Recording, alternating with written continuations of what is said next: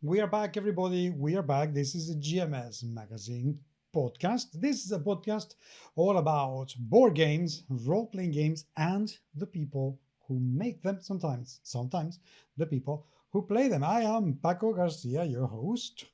And this is Chris Diaz from Diaz Ex Machina. I just realized what we should have done. Mhm. Maybe next time, I'm Yes. going to get that light that you have above your head, and Okay. we should program it Well, to imitate a nightclub, and just start the podcast with you and me talking as if we're in a nightclub, having a drink, talking, and just give the people the impression that we're at a. I can do that. I can do a Yeah, but I can't. So it would oh, be like we wouldn't be in the same room. I can do fiesta. Yeah. I mean, I have a light over here. I can turn on, turn off, but with the 3D on. But this thing will probably give me epilepsy within seconds because ouch.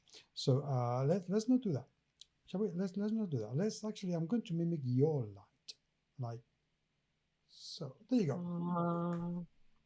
There you go. Okay, so today we have a few things to talk about because I have seen in Facebook a couple of controversies that I am interested about.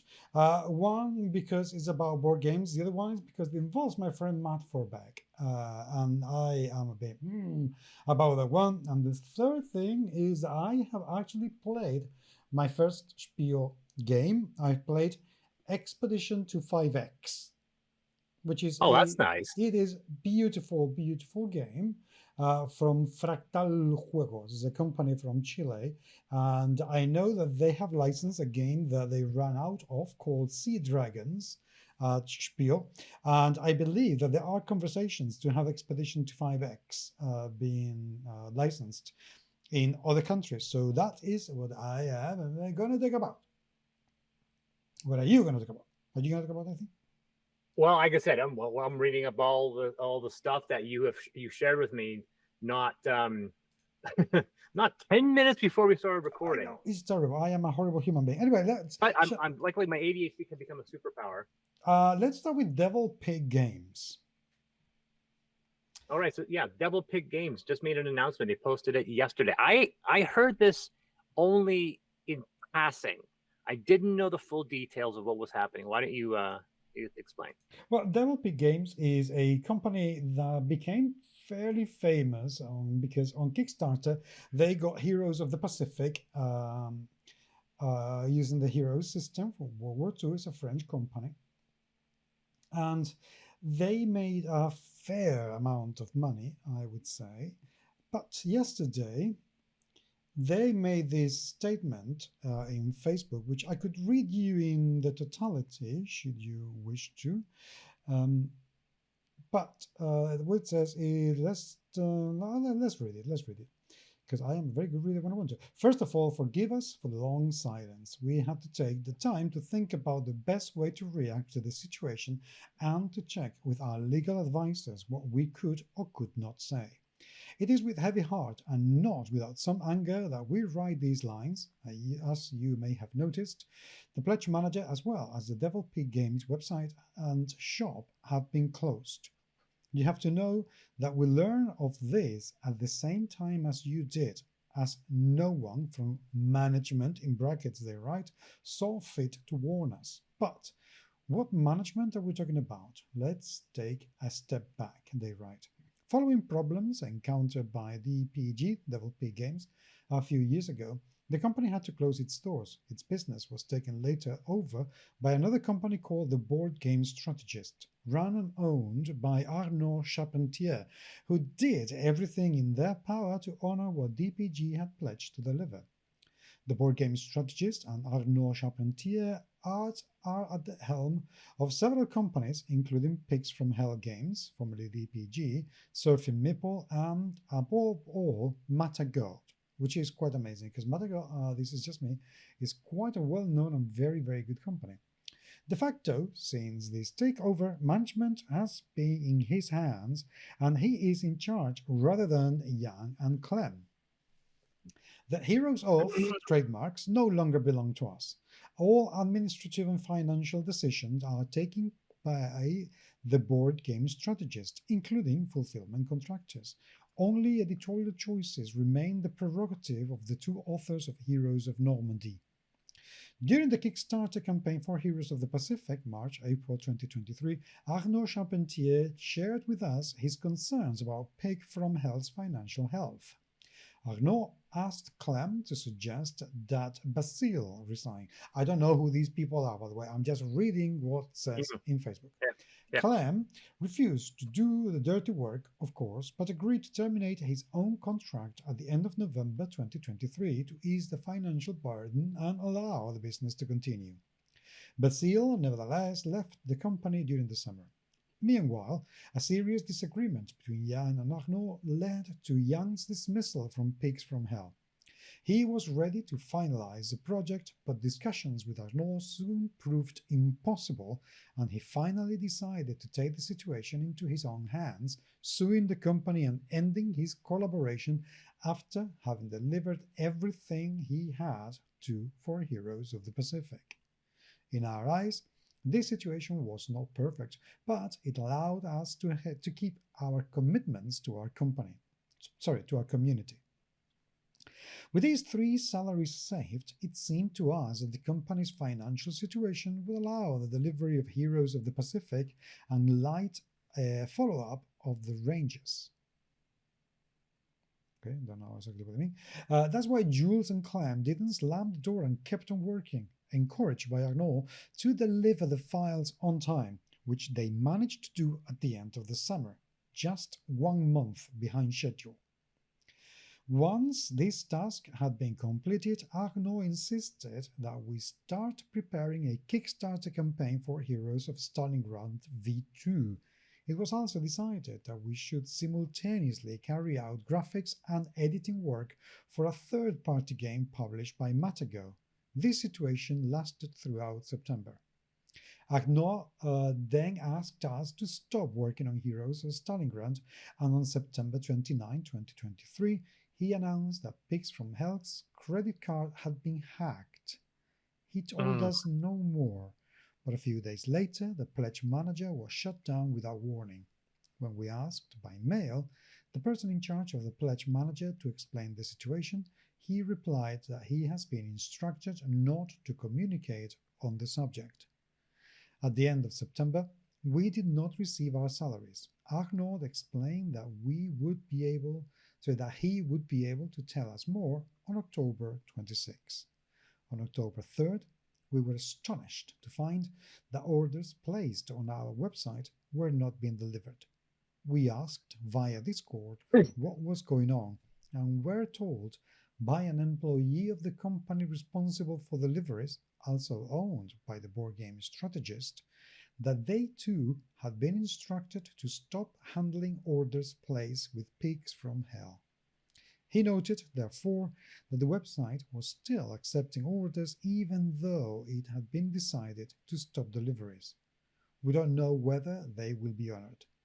A few days later, on October the 11th, the website finally closed its doors, again without warning, depriving the community of its forum. We asked management for at least a press release, and this message was published without our agreement. Devil Pig Games is facing serious difficulties due to recent unforeseen and brutal events beyond our control. We are making every effort to find a long-term solution, but until this has been fixed, we are stopping all operations. As soon as these troubles cease, we will resume our activity and inform you. We asked Arnaud for more information, but the only reply we got was, "I can't tell you anything before October 26. By the way, can you deliver the files for that third-party game?" We refused to comply. That was quite an ask, when they left us unpaid and scrambling in the dark. Well, that's that. So we don't know what the situation is, and we are truly dismayed. Jan has had to leave the team, and Clem should do soon the same.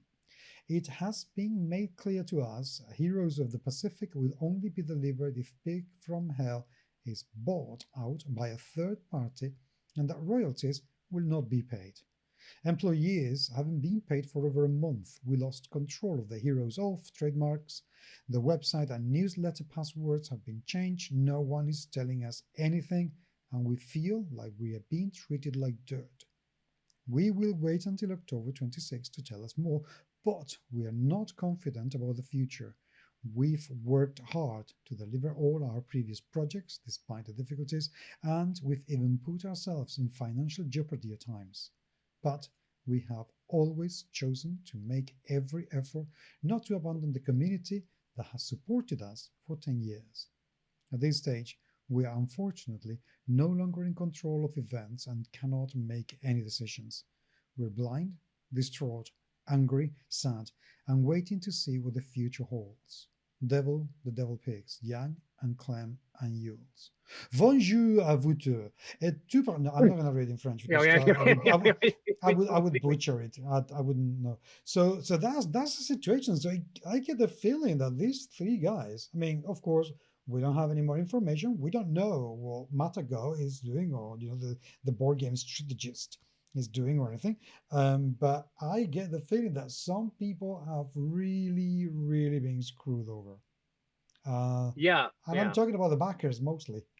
Well, ultimately, whenever you have a Kickstarter that has an issue, the ultimate sacrifice, but I mean, it's one of those situations where people will say, like, who are the victims? And I go, well, it's one of those situations when people say the backers are ultimately the victims. Like, no, like there are people whose livelihoods are getting destroyed.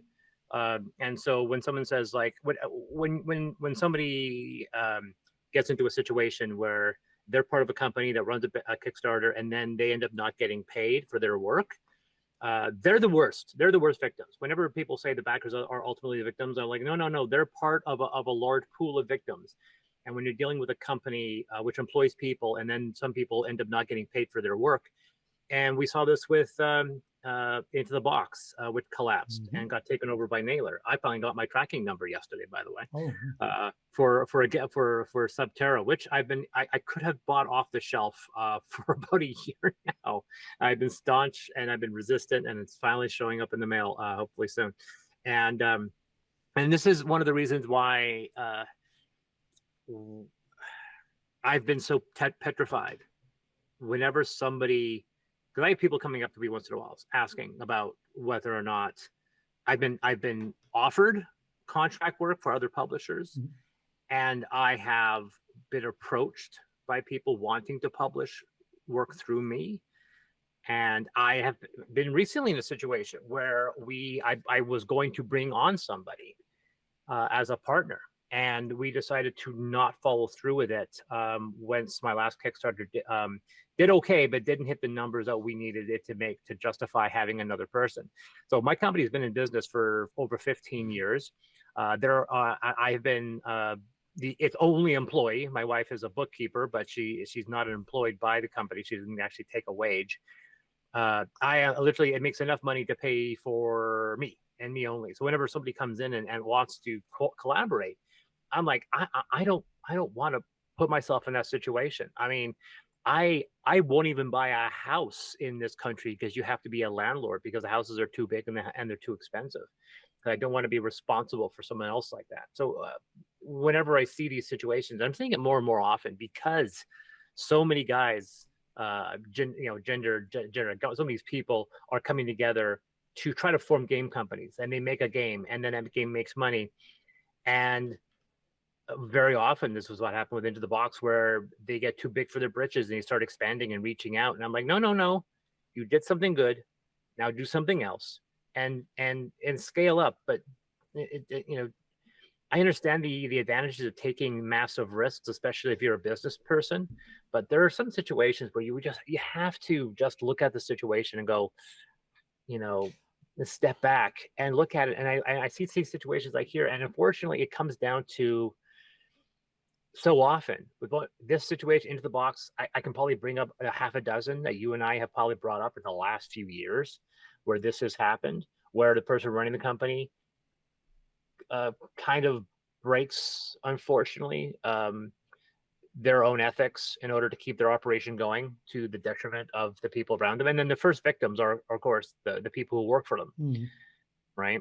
and their refusal to admit issues, right? I think one of the problems that I see with these kind of situations, Mm, tragic as it is, and it is tragic, mm, um, I get the feeling that too many people just don't know enough about business, and they don't get advised well enough, legally speaking, because my feeling is that despite everything that goes on, everything that I'm reading here, and I am not much of a businessman myself, okay, but I get the feeling that an awful lot of these issues would have been avoided if the correct paperwork and contract had been put in place in the first yeah. place. So, for instance, there are things that you just either never ever let go or let go and completely step away from them, which is trademark. If you have a trademark of an IP, either you never let go fully and keep control legally of what that IP is all about by putting it in writing so you can then go to court and say, no, you didn't have the right to do this to me, or you give it away, you step away, and whatever happens is nothing to do with you anymore. But Mm, halfway, in which you still work for the company, you still have some say on some things, but then something happens and you lose control of that. That has to be avoided at all costs. And the only way to avoid that is to have some very serious paperwork in place. Unfortunately, I also know that those kind of paperwork tend to cost a lot of money, and maybe that's why people don't do it. But I would always say, humans just get a lawyer, because that is the person that's going to save your ass if a bad situation arises. I mean, yeah, and that's one of the yeah, exactly. And like I said, that's why I've been trying to avoid stuff like contracts. In fact, that um, I've one of my biggest pet peeves in the last 2 years I have been reaching out and trying to bring people to do work for me, right? Like for me, I decided to do my own layout, mhm. and I have a editor whom I trust. I've worked with for now for 15 years.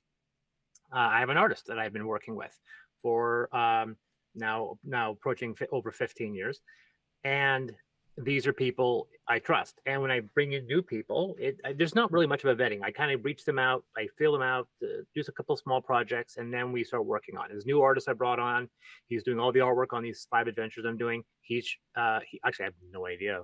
It could be they. I think, but they are proven to be fantastic, and they're getting more and more work, and I'm bringing them back in. But my recent issues have been finding an individual able to adapt uh, Roll20 and Fantasy Grounds, and I rolled through 3 different people who all abandoned the project. And it's been very, very frustrating because this is something I promised, but I have no capacity. I am doing 3 different things at once right now, and I'm about a month behind schedule, and it's very frustrating. And I have someone, and I literally had to write a whole contract. We had to get it vetted. We had to make sure we had to give them a down payment so they'd be working on it. And this was still a friend of mine. And now we're doing another contract for somebody else for the Foundry edition. And once again, we're going to have to make sure this is all done and fully vetted and making sure this is done. And it's frustrating. And I'm a person who regrets having to do that, but I know I have to because there's certain situation I just can't do everything myself. If I could do everything myself, I would, but I can't. But in the end, I've been petrified of bringing people on board because of that reliability. And I've been having a conversation with someone a long time ago. I remember when we were talking about getting Amethyst published through somebody else, and I was concerned about my IP. And my friend said, "Sell it, get rid of the IP. You'll make something else." And you couldn't understand why I refused to do it, and I would not do it. And I don't regret that at all. I don't regret not giving up my IP. You would have to drop a massive boatload of cash, like drive it up to my house for me to give up an IP. I don't care how value it is. Someone said to me, like, Amethyst isn't worth very much, but we'll pay you $100,000 for the IP. I'm like, nope, not for sale. That's not even close. I would not give up that IP. Like, well, it's not that worth that much. I don't care. It's my creation. If you want to drop $1 million at me, yeah, sure. Then you can have the IP. You can do what you want. But I'm not giving up anything that's my personal creation, because that money will go away in time, and I don't want to give up that sort of thing. And that's kind of how I'll always be. And Kickstarter gives us the opportunity to try to get self-funding, so we don't have to sell our IPs like that. But in this situation, we're dealing with the people who run the company. And this is where I say, where I don't want to be in that situation where I need work from someone, but I cannot pay them. At the end of the day, the person who doesn't get paid is going to be me. Nick, my primary artist, gets paid, and he will get paid. If I have to come out of my own pocket, he will get paid, because he's my contract. The company is me. If someone doesn't go unpaid, it's going to be me. And that's why I try to keep my risk low, because ultimately I'm the person who's going to get screwed out a long run. And I have advantage the fact that I have a wife that has a stable income. If we didn't have that stable income, I think I would be out of this business by now, because that stable income has kept us going through these ups and downs. But it's unfortunate seeing this happen so often. And now, thanks to social media, every single time it happens, it's public. The number of game companies that folded that we never hear or never talk about. I think the first time I ever saw a game company fold publicly and dramatically online was West End Games. Oh, cool. That was the first time I ever saw a role-playing game company detonate publicly on social media. And that was before social media. That was before Facebook. I think it was before Facebook when West End Games detonated. It detonated on RPG.net, right? Well, didn't although I suppose there would be forums at the time, but TSR did detonate at the time. Oh yeah. Well. But like I said, but the thing is that you kind of have to be in the industry. You kind of have to know where to look. With if you're just a person that just follows role playing games, if a medium or small company goes under, suddenly everyone knows about it. Yes, it definitely, social media has made it very easy for people, for us to find out about these companies. So yeah. Anyway, let's go to the second controversy, which this one actually touches me a little bit, because I know the designer. I know Matt Forbeck. I think he's a great guy. He's a great designer, great artist, and great writer. Which is the same, by the way, when I say artist, writers are artists. So we don't we tend to think, well, artist, oh, he's painting something. No, I mean writers as well. They are artists. And so let's talk before we jump into it. I want to talk about the players in this. Okay, we have Matt Forbeck, yes, who I'm still learning about, and you'll tell me. But he is someone who has a very, very large resume. Huge, not just in the world of role-playing games, where he's been writing games since the 90s, but also he's been Mutant Chronicles, Deadlands, Brave New World, Tales from the Loop. He did writing on that one recently, and of course, he's credited as the person who was a co-writer on Marvel Multiverse role-playing game. Correct. So what's happened is that somebody's told me that is their name in Reddit, says documents suggest that the bulk of the game, of the Marvel RPG, was written, according to this person, let me put it in the correct screen so I can read it properly, was written by Alex Macris, not Matt Forbeck, as Marvel would have us believe. Leaked screenshots from Macris's Discord group seem to indicate that a colleague of Macris, only referred to as Mike, subcontracted the book out of Macris, submitted his design to Marvel, and then had a falling out and lost the contract. They go on to point out that they were neither credited nor paid for the work. Macris had a lot of criticism and controversy within the tabletop role-playing game industry due to his association with Breitbart News and controversial political commentator Milo Yiannopoulos. Wow. Anybody calling Milo Yiannopoulos a political commentator, you've lost my credibility, mate. Sorry. He was known for his involvement in the RPG industry and was the co-founder of Autark LLC, a role-playing game company. And there are some screenshots. Now, Macris is a complete and utter asshole. That's, because anybody who gets involved with Breitbart or Yiannopoulos, I'm sorry, but Yeah, as far as I'm concerned. So let's talk about this for a second for people to understand and get some background story. So we have the situation. Alex Macris is talking to somebody who's been blacked out in these Discord posts. Yes. And we don't know who this person he's talking to. Alex goes by the name Archon on this group, and he's referring to a person named Mike. That person, Mike, is Mike V. Caps or Mike Caps. He's a video game designer, former president of Epic Games. And he hasn't been part of Epic since 2012. So when he refers to a Mike, he is most likely, almost certainly referring. He talks about the CEO of Epic. The CEO of Epic back into 2000, up into 2012 was Mike Caps. Also, probably incredibly wealthy. Mm-hmm. Not much information on his political views, but that's who he is. Now, it should be noted that Alex Macris, very famously, and this is something that I knew because I was following this well before I was even into anything. He founded a gaming website called The Escapist, and The Escapist was a extremely well-known video gaming site, and it was very, very popular for a very long time. It fostered some fantastic talent, including people who were friends of mine. Loaded Ready Run was on there. Movie Bob, I guess Yahtzee Croshaw of Zero Punctuation, and Jim Sterling, now Jim Stephanie Sterling, one of my all-time favorite video game commentators. Both found themselves on this channel. The issue, of course, is the fact that obviously you mentioned that Macris is a very controversial figure, and I would say, yes, he was also CEO of The Escapist, CEO of Milo, what's his name's company, and at some point in 2014, as part of Gamergate, he made some statements in defense of certain people, and it caused a massive revolt within the company. Jim Sterling, now Stephanie Sterling, left the program.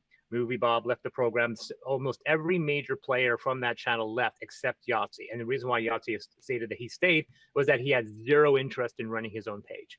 He did not want to be his own person. He just wanted to take his checks and go home.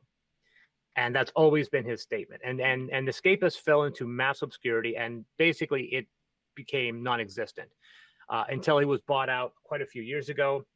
They tried to kind of help things out, and I don't much know about the person who took over, but Movie Bob and a few other people came back. At this point, Stephanie Sterling had created their own YouTube channel, their own Patreon, and they were doing just fine.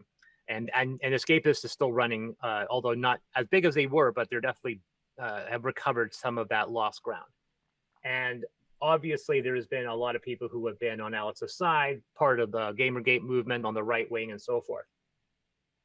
And so it should be noted, I also want to state that when people are posting this and posting these posted images from Discord, a couple of things should be noted.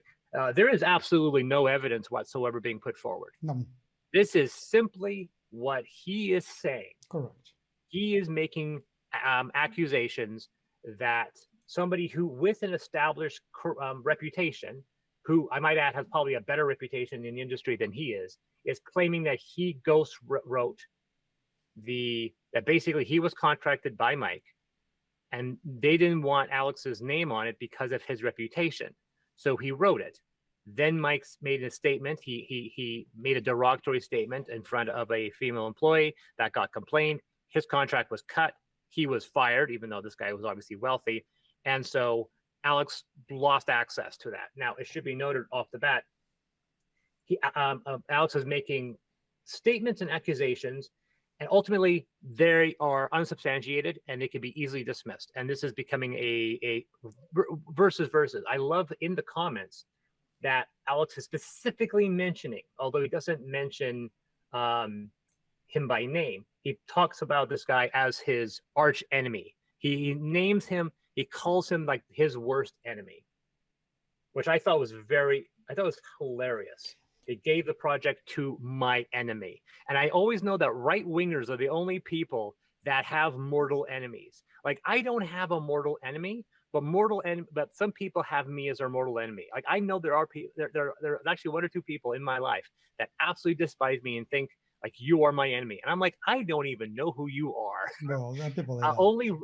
Only right wingers are in that category. So there's a couple things. Yeah, Macros has a history with Milo and Breitbart. That's disgusting. Yeah. Is leaked Discord screenshots containing a person saying he's not getting something he would not even get if the story as written is true. It should be noted, a ghostwriter does not get royalties. That's the thing. Okay, so let's assume for a second. Okay, let's assume for a second that this Mike person goes to Marvel and says, hey, I have the money to make this Marvel RPG and give it all the exposure that it's going to need in order to become super, super cool. I have the clout. I have the business acumen. So I want to do it. Will you let me do it? Marvel says, yes, because we know you, we trust you because of business, blah, blah, blah.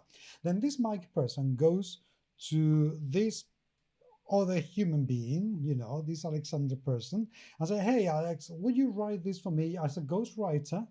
Okay, and here you will be getting, I don't know, the screen grabs mentioned 90,000. Let's say you're going to get 90,000, and I will give you a little bit of the royalties as well. So will you do it? Yeah, of course. Awesome and fantastic. I will do it. But as a ghostwriter, yeah, that's fine. Don't worry. I don't care. I need the money. So that's fine, because I got screwed with Milo. Who could have guessed that I was going to get done over by that wanker? Anyway, so this Mike person decides, oh, you know what? I thought, dear Alex, that you were going to be able to keep your mouth shut.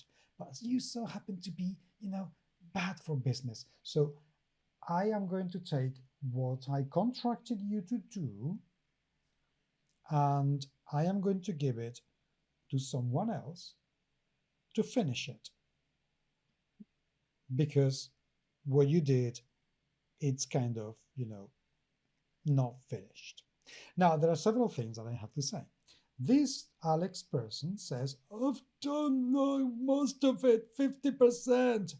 I call bullshit on that one for one reason. I have the beta that came out for the Marvel RPG, and I have the Marvel RPG finished. And I can promise you that the beta is nowhere near 50% of the finished work. Nowhere fucking near. So either two things can be happening here.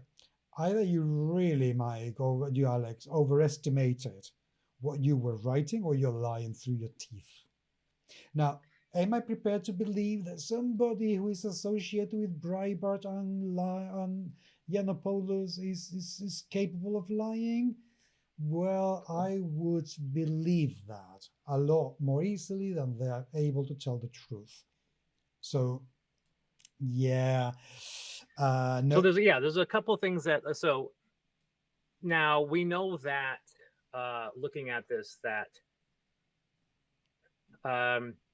there's elements of like I said, I know what guild rules are, and because obviously this is not part of the Writers Guild, but I do know when it comes to arbitration about who gets credit and who gets sole credit, and I've been researching this for a long time because I've been a writer for a very, very long time, and I know there's been a lot of controversies about who gets credit and who gets and so forth, and there have been lawsuits. There have been famous lawsuits.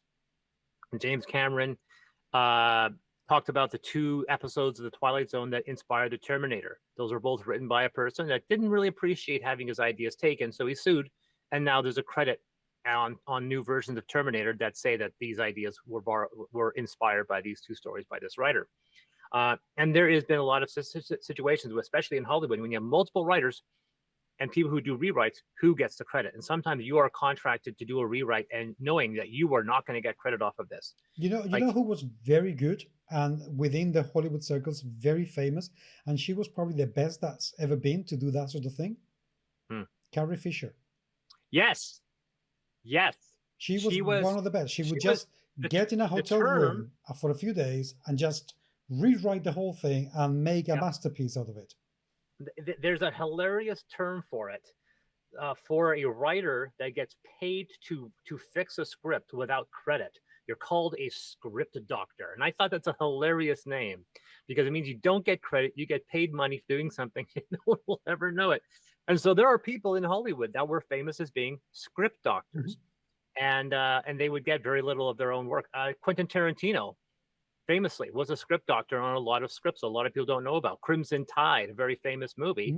He was a script doctor on there and he has no credit for it, but people only know it because the director talked about the stuff that he did, because him and Tarantino had such a great experience working on True Romance. Tarantino has said that the only director he ever liked directing his own work was Tony Scott, the late Tony Scott, unfortunately.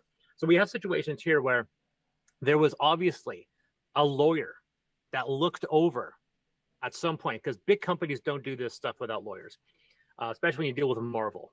Marvel is a big enough company, so when these were approaching something like this, they probably looked at it and said, how much of this is going to be this person's credit?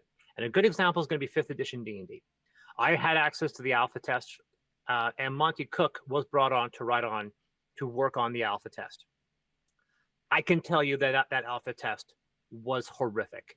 It was in a very bad shape. There were ideas in that I was very happy that it never saw the light of day. The final version of D&D 5th edition we're playing now, it bears about maybe 35-40% of what that 5th edition alpha test. And you could make accusations that a lot of that is just carried over from 3.5 anyway. Some of the stuff that's radically different, we never saw the light of day. So when 5th edition came out, Monty Cook had really no name anywhere on the credit. I figured that I looked at it and I could read between the lines going, I know Monty Cook's a good designer, but I don't think he brought anything to the table that anyone wanted to. And so when he left that project, because he did after about a year, there was a point where they're like, okay, we're going to toss out what he had and move forward. And so if someone says, why doesn't Monty Cook have like a top billing credit on 5th edition? Because they ended up not using anything he wrote. I find it hilarious because I have a writing credit on a show, and I know not a single word of my script made it through, not even the implication. They were unrecognizable. But sometimes these things happen. But the part that I love the most, two things. First of all, there's been talk about these Discord links. We mentioned the fact this is basically he said, this is accusations. And we have, I love the term, this leaked screenshots. I don't know if you guys know what Discord is. They don't get hacked. This is not something that, so leaked indicates like somebody grabbed these screenshots and then did something without permission.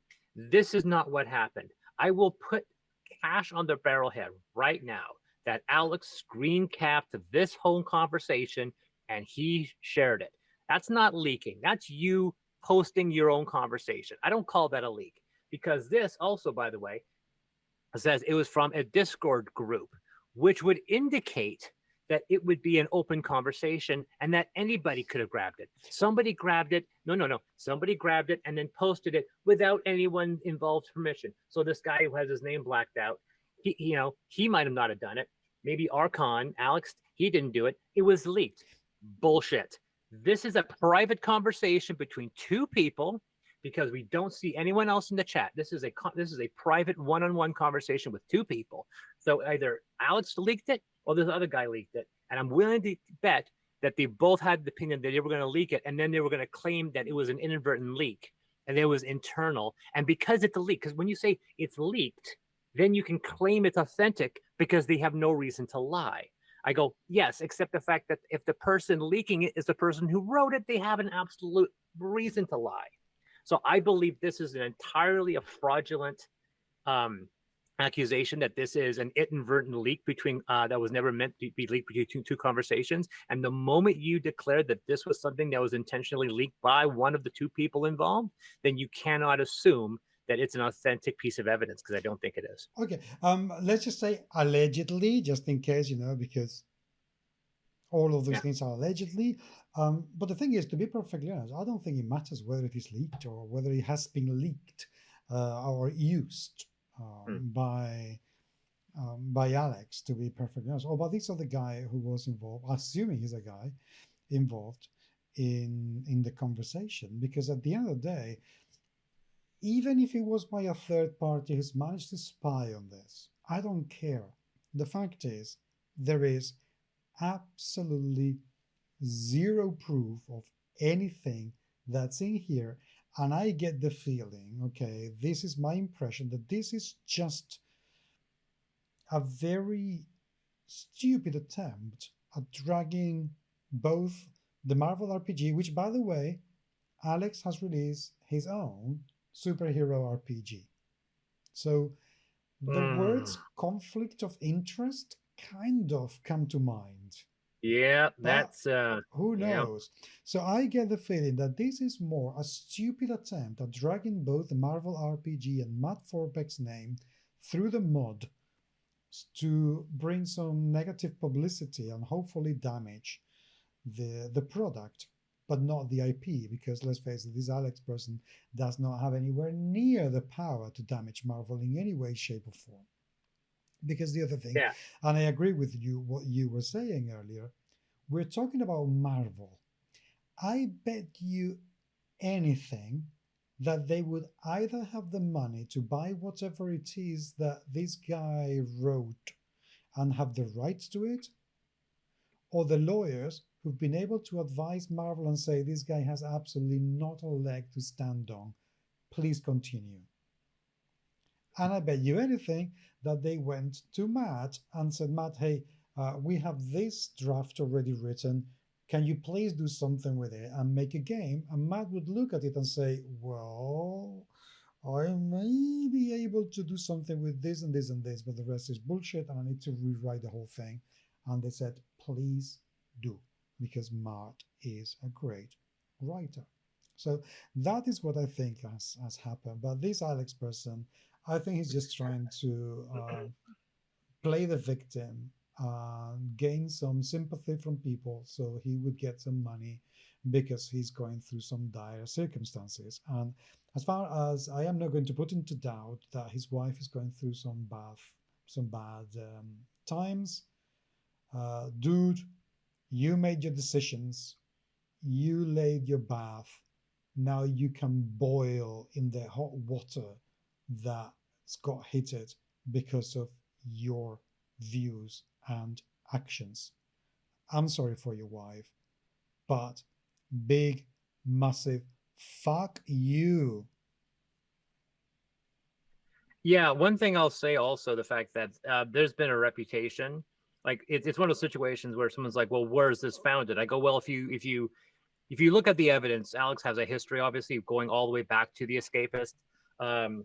There's a very interesting conversation regarding it was the ACKS Heroic Fantasy Handbook, and an individual named Frank Trollman, which is apparently his actual legal name, which I love. I would love to be in the fantasy genre and be named Trollman, who made some hilarious comments. I'm gonna see if I can find them here.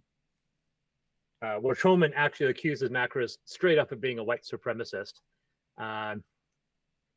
and it's actually, turns out to be written by a guy who's almost exactly like Osama bin Laden. It was one of those situations. So this is from 2019. So there has been, like I said, the industry does not really have a lot of sympathy, I think, for Alex. So I think him attempting this is, as you said, he's trying to defame, he's trying to bring down them, and then thus bring exposure to his own project. Oh, by the way, actually, so just a little bit of a detail, just so you know what kind of individual we're talking with here. If you check his Facebook profile, Do I have to? no, I can tell you. Funnily enough, I do have 119 mutuals with him, which I understand. Oh, I know, but you know who one of them is? oh no! Oh, Yeah, Matt Forbeck. So this guy is still in contact with Matt Forbeck in Facebook and has the audacity, or should I say, the caucasity, to really try to badmouth Matt? I mean, come on, how much more of a piece of shit do you need to be to do that? seriously, fuck this guy. I have 29 mutuals. And let's see here. It is, I can tell you right now, 99% of these mutuals are people who never, ever, ever check their wall. These are people, like I said, I'm looking at their names. I'm looking at now let's be honest, let's call them up. Wolfgang, like Bauer, Crapper, Cask, Heinzu, Stackpole. These are people who never check their wall. They go to Facebook to self-promote. They do not care who is on their Facebook. They want a numerical number to reach an audience. Nelson, Berg, I said Davenport. These are Miller. These are all people that have never once commented or liked anything I have ever said, because they go to Facebook to do one thing only, and that is to self-promote. And so I think that's funny. I think that's actually hilarious that we have mutuals, but I'm looking at the mutuals going, no, these aren't people supporting your ideology. These are people looking at the numerical advantage of their own posts. I thought that was something really interesting. I found a website. This is somewhat related. I got this plugin from, and it told me exactly how many friends I really have. 3. And I thought this was very fascinating. Let's see if I can find it here. And I was looking at it, the number of friends here that, and I think, yeah, so I have about 982 friends, right? Mm-hmm. And I thought was really fascinating that according to this site, 600 of them are actually real people. All the other ones are either deactivated or they have gone silent for such an amount of time that they've been basically put on shadow lock. So they're basically, they don't really exist as people. And I thought that was really fascinating. I thought that was very, very fascinating. Yes. Okay, well, that's the situation with the Marvel RPG and this fella making these absolutely wild and stupid accusations without any kind of evidencing. So, as far as I'm concerned, I'm still with Matt Forbeck on this. I still have the game. I'm still gonna read it. I'm still gonna hopefully love it, because the beta I was a bit ambivalent about it. I didn't really love it. So anyway, next. We have a next. Yeah, we have a next, because I have played the first game from Spiel. Right. I played this game called Expedition to 5X. Or Expedición a 5X. Sí. It's from Chile, so that's why it's in Spanish, which suits me fine because, hello, I'm Spanish. Oh, by the way, I found out this week, I don't know if this is, and this has nothing to do with the game, but I just want to tell you because otherwise I'm going to forget to tell you. But this podcast, vidcast, my YouTube channel, probably the 3rd or 4th ever created RPG tabletop podcast led by a queer person. Would that be? Oh, that's you. Yeah. Oh, I did not know that. Yeah, me neither. I checked. I thought I was the. No, I am. I thought I had to have a conversation with my wife. No, I'm the queer one. I didn't know this, but apparently only 3 people did a podcast before me who were openly and clearly queer. But I am the only one who is still continuously running after all this time, because we still have. We were just talking. We were talking just before this about. Oh God, why am I blanking? Matthew. Yes, absolutely. No, but Matthew's been going on for a few years. No, because Matthew started a few years ago. I started in 2011. And the blog started in 2010, and only Theory from the Closet, Scott Nicholson, and I think Gamers and Games were the 3 people behind me. And I don't know if Gamers and Games are openly queer. I don't know about that. But some Theory from the Closet closed in 2016. Scott Nicholson stopped for a while, and now he's restarted. And Scott is absolutely amazing. I adore him. I adore his work. And anything good that happens to him is something that I will be very happy about. And Games on Games, I must say, we follow each other in Twitter, but I have never really listened to them that much. So anyway, I'm just very proud that I've been going on for 12 years, and I'm one of the oldest queer podcasts out there. So Expedición. I will say, by the way, there was an update on Matthew. So there was, we were talking about whether or not they had posted. Yes, but let's talk about this game. Otherwise, we're going to just go all over the place. Let's do this review. Sorry, and we can talk about Matthew later. So anyway, Expedición a 5X, I think Yankees. Small game. Yeah, it's a small game, but it's actually very, very big inside, in the sense that it is a very, very replayable game.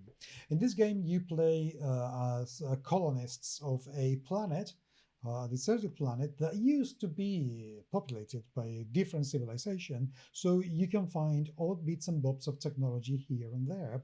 And you're going to need those bits and bobs of technology because you've been stranded. So you have to get the water that you need in order to survive. And if you can get the gems, that also will allow you to get out of the planet and get the technology that will allow you to get more gems. So the game, you have some beautiful drops of water, which people watching the video can see. They look like gummy bears. Yeah, exactly. That's exactly what they look like. They look like gummy bears. And this is what looks like an edible D8. You also get some cards for the technology. Okay. And you get on the top left and right. I like that art style, by the way. Oh, the art style is gorgeous. Absolutely gorgeous. I really love it. Really, really love it.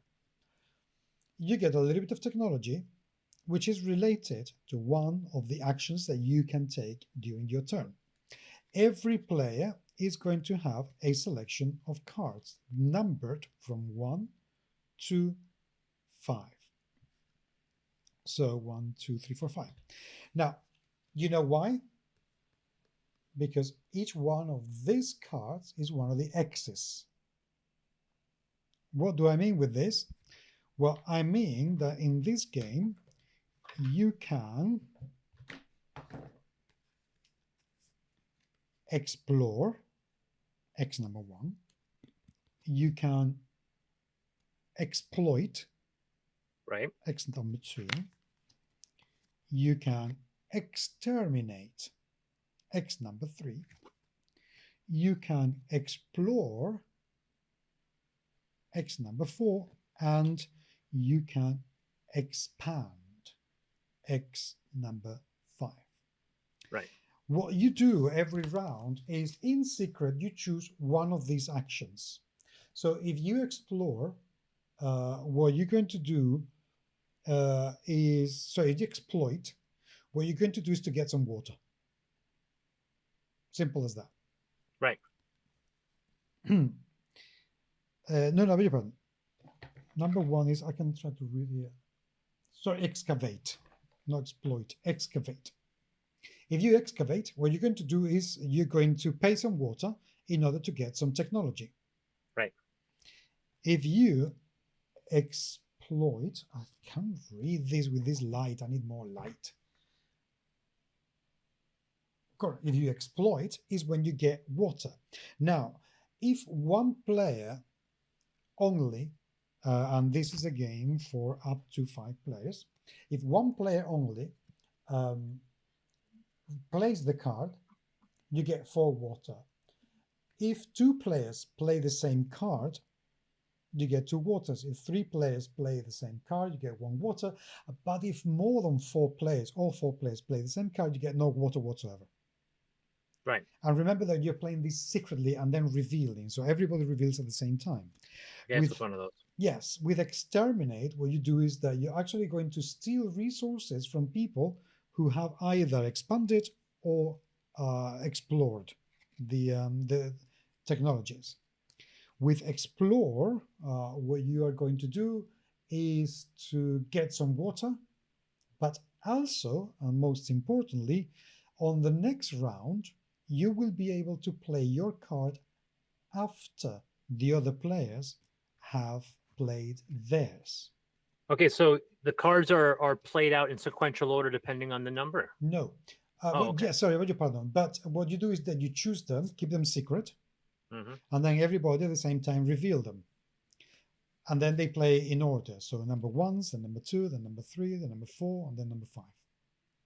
And number 5, what it does is that it allows you to recover all the cards that you have already played. Oh, I know this mechanic very well. Yes.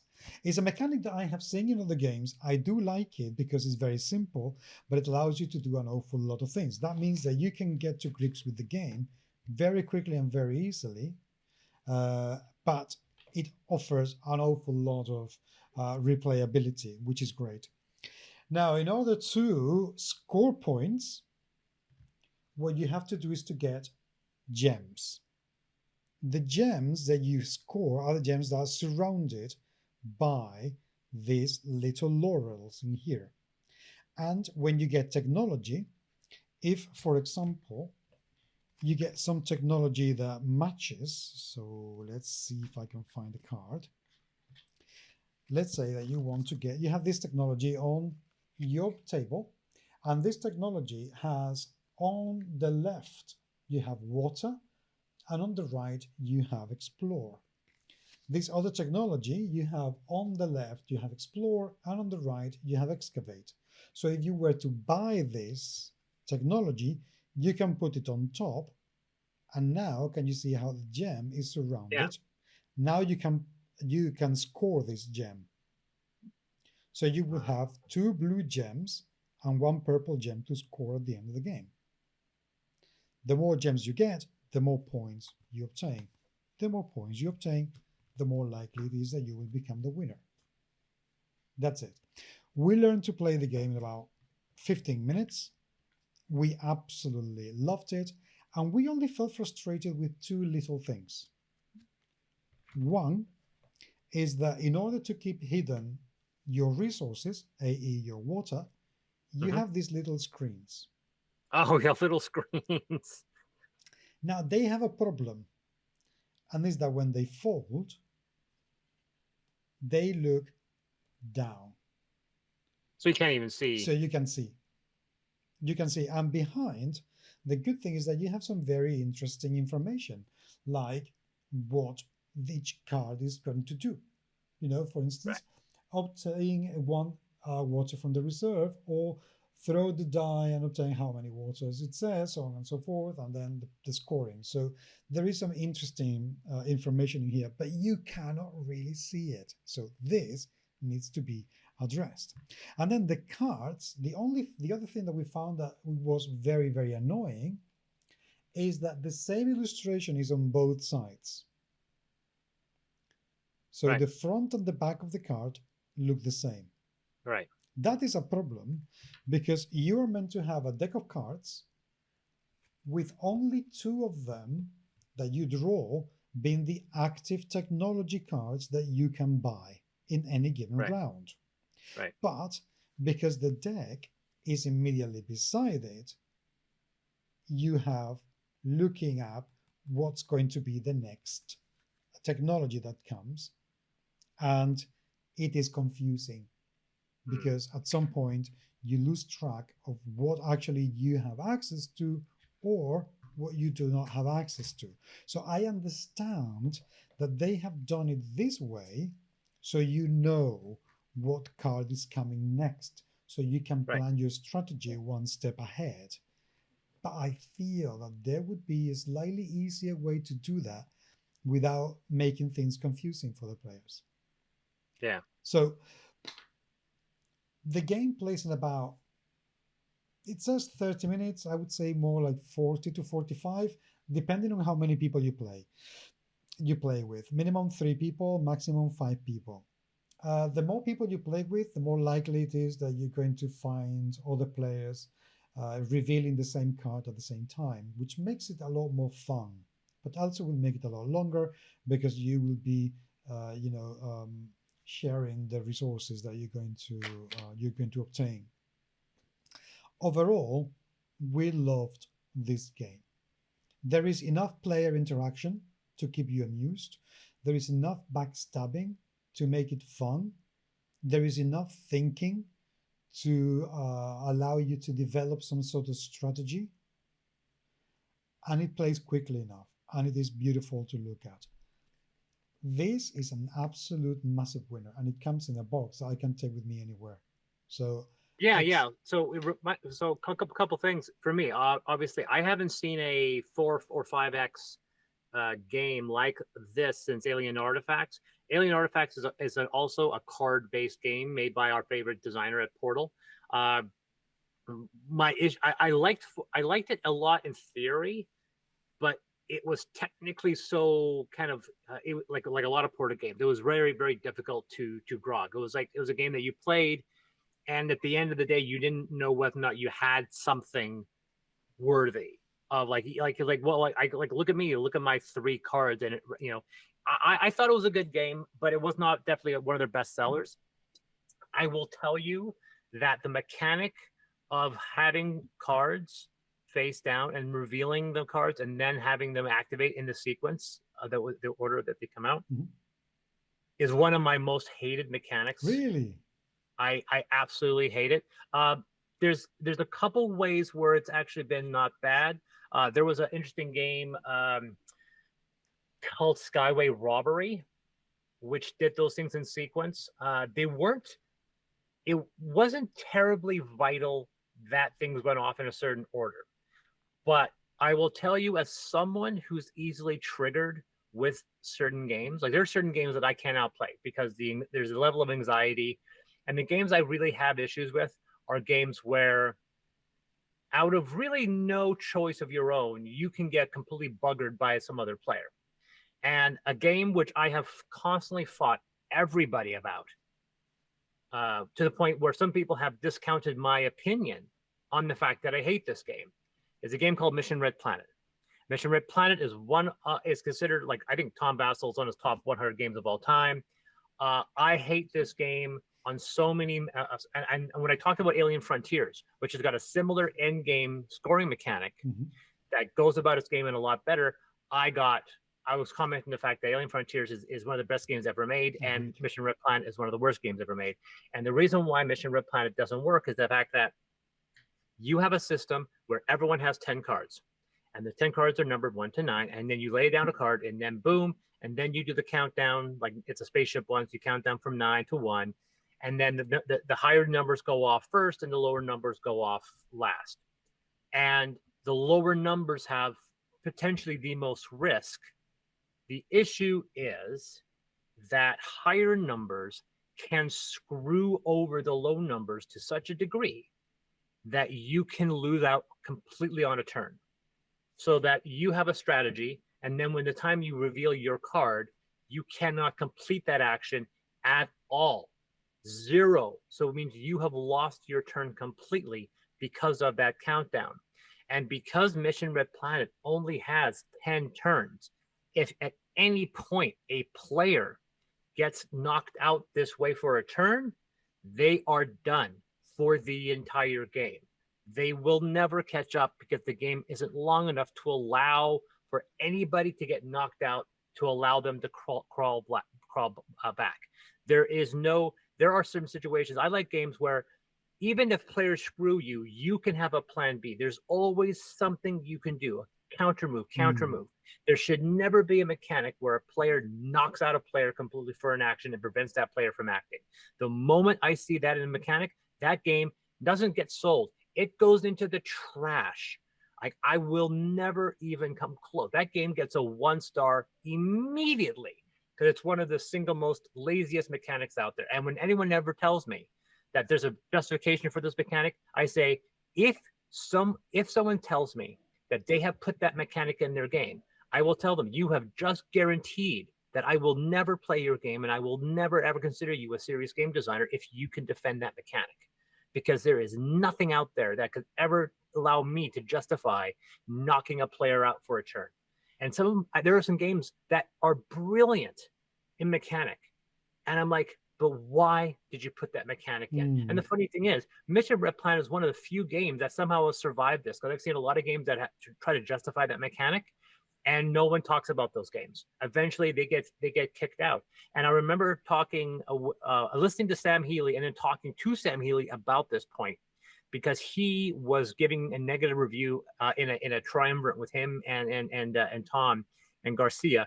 And he was the one person that was saying how much he hated this game, because if you get knocked out, you might as well sit in the couch because you are done playing this game. And everyone else was defending the game, and he was locking on that point. And I remember saying to Sam, when him and I had a conversation, how much I respected him because he stood his ground and said, this is a bad mechanic. Any game where you're knocked out and you have to sit down for a good chunk of the game is not a good game. And there is nothing you can do to convince me. So whenever I see that mechanic pop up, now I'm not saying this game is doing it, but the moment I see that mechanic, that countdown mechanic, which has been seen a couple of times, I start getting PTSD flashbacks. I'm like, do I want to play this game? I don't want to play a game with a countdown where that countdown can screw me so badly I don't get to do my turn. Well, the thing is, you can always do something with this countdown mechanic. Okay. There is no mechanic whatsoever in here that stops you from performing what you were going to perform. Okay. Even if the two players bid for the technology, because if two players explore at the same time, then you have to bid how much water you want to spend to get that technology. But the player who bids the least, as in the second player, you still get the technology by paying 1 water. Yeah. The third player does not, though. So that is the only time when you get to do nothing. But you don't lose that card. It comes back to your hand. So the next round, you already know that 2 players are not going to be able to perform that action. So you have more chances of getting it right. So it at no point whatsoever, we played 3 people. At no point whatsoever we got into doing nothing without being able to come back into it later on and do it better. So it's from that point of view, it is very, very well balanced. And I am a fan of this mechanic because, again, it's very simple. I saw it in Samurai Vassal from Ice Makes not long ago, and I felt that it made for a very simple way of making a very, very nice game that you can explain to anybody very quickly and very easily. The way the Expedition to 5X expands on that mechanics and makes it richer by adding some resource management to it, I found it was very, very, very good. So that's a relief. Yes, I think one of the reasons my wife and I are in therapy right now is because she refuses to get rid of Mission Red Planet. she loves. It's weird. She knows perfectly well it will never get played in our house. She knows it will not get played in our house, and despite that, she refuses to get rid of it because she'll just play it by herself. She'll just play it, and she can. But I find it interesting that she just won't. Like I said, it's it's a game. I don't know. There are only maybe 1 or 2 games in my life that have triggered me to the point of anxiety. That and the Great Dalmoody was the game that did that. Dalmoody is a game that you play over and over and over, and the more you win, the more advantage you have, until the point where basically no one else can beat you, but you still play the game because what else do you have to do? But at that point, the person who's been losing can never catch up because the person who's been winning has such an advantage. There's a good reason why this game is called Asshole in other circles. No, that's not true. Like before the game was called the Great Dalmoody, in a lot of gambling circles, it was simply called Asshole. That's fair enough. So anyway, that's my review of Expedition to 5X. Very highly recommended. And, I think that would be a great point to end on that then. I think next week, because I am playing hopefully a board game tonight. Except the next week is Halloween. Oh, it's Tuesday. Halloween, and we have some partying around here because I have my friend Chris Sims it's coming to visit, and the kids are going to be around. Do you dress up? I do not, but the children will want to. and they will want to do some Halloweeny parties thingy. So I am going to be very busy next week, so I'm not going to be able All to right. and the thing that Monday is Chris's birthday, so we will do something. Tuesday is Halloween, so we will do something. Wednesday is my birthday, so we will do something. Thank you. And Your then, birthdays are so close to each other, then I guess. sorry. Like you like 2 birthdays in the same week. Yeah, I know. Chris and I are like brothers. We're from different mothers, very different mothers. Oh my God, I know my mother, and I know his mother, and I prefer his mother considerably over mine. So anyway, and then Thursday I'm playing, which I'm playing Weizen, and then I'm playing on Friday, which I'm also playing Weizen, and then I will rest. And then on the day 7th, Paco rested. Yeah, I will. So there we'll be back on November 5th. You will be back on November 5th. I will be back. Well, I'm not going to go anywhere. But yeah, okay. So we will be recording again on November 7th. We're taking 1 week off, my friends. Okay. Yes. So there you go. Meanwhile, do play an awful lot of Halloween games, and do let us know what Halloween games are you going to be playing. We'd love to hear that. And keep an eye on Expedition 5X. Keep an eye on the Marvel RPG, because actually it's not bad. It's kind of fun and interesting.